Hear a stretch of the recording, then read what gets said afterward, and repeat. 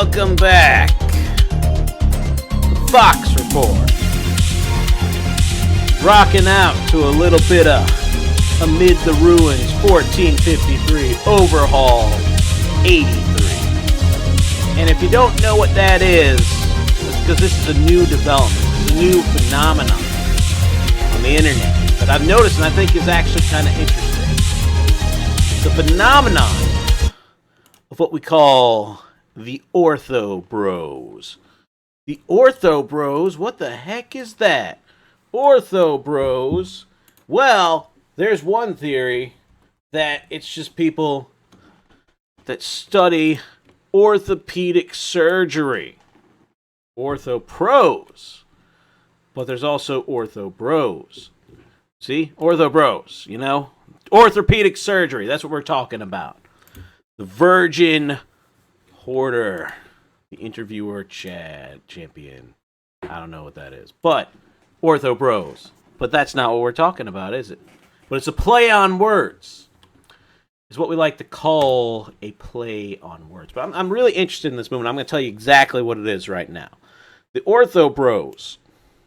It's a movement of Orthodox Christians, Eastern Orthodox Christians on YouTube, YouTubers, bloggers that are coming at it and bringing Eastern Orthodox Christianity out there in a really kind of edgy, in-your-face sort of way. And I just think it's fascinating. Like, they're bringing these songs and this little style, sort of this 80s look with this. And what happens to the trads that come into Discord today?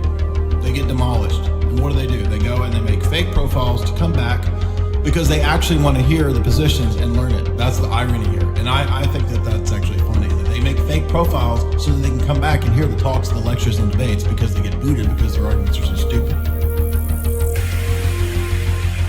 Exactly. It's just fascinating to really listen to. And then they got so much going on, just this whole style. This comes out of medieval universities. This may be totally lost on modern people, but no, actually modern science comes out of universities. Guess where universities come from? Byzantium. What is the theology of Byzantium? Orthodoxy.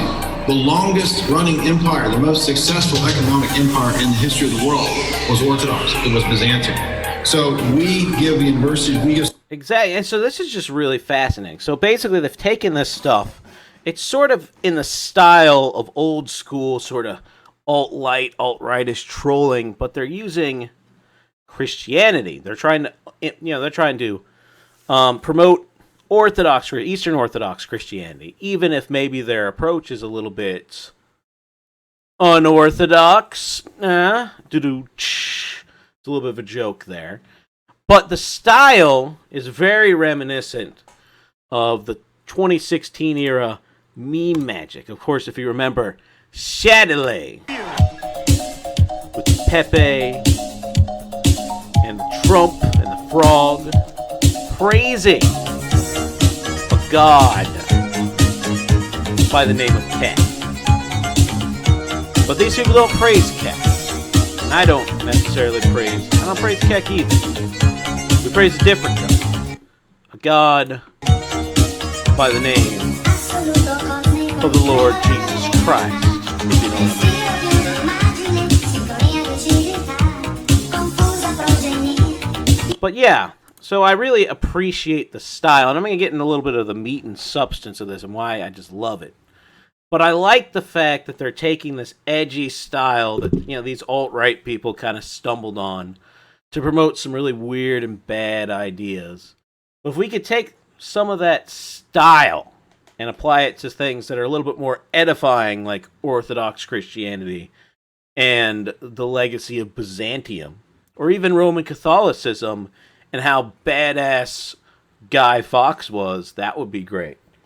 But I just think this is an interesting trend, and I talked about this in a previous video, and I talked about how I feel like traditional Christianity is once again on the rise on the right.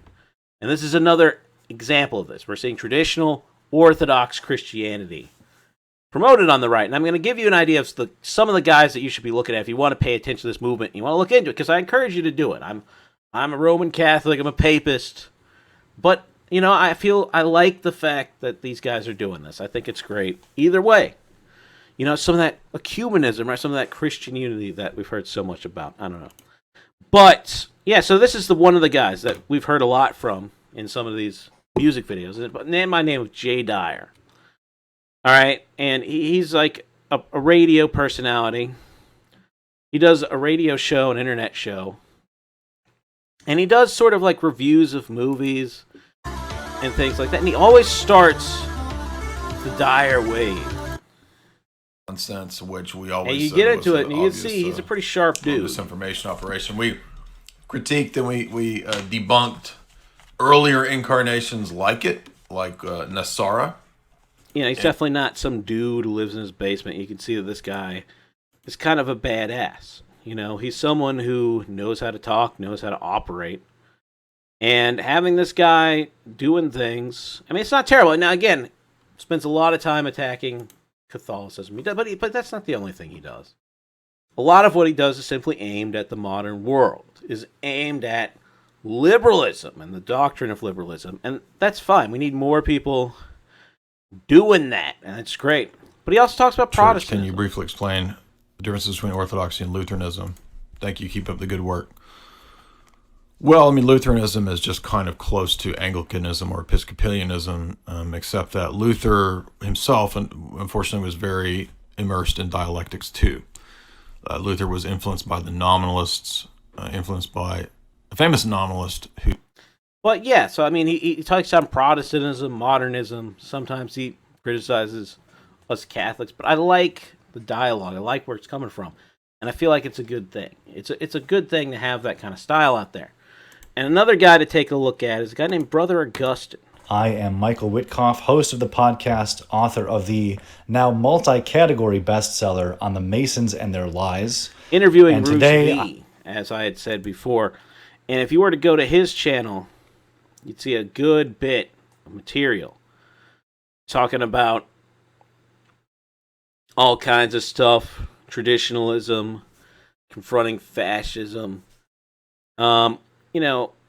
Gnosticism, talking about, being an Orthodox Christian and challenging the world as we know. And he talks to a man named E. Michael Jones.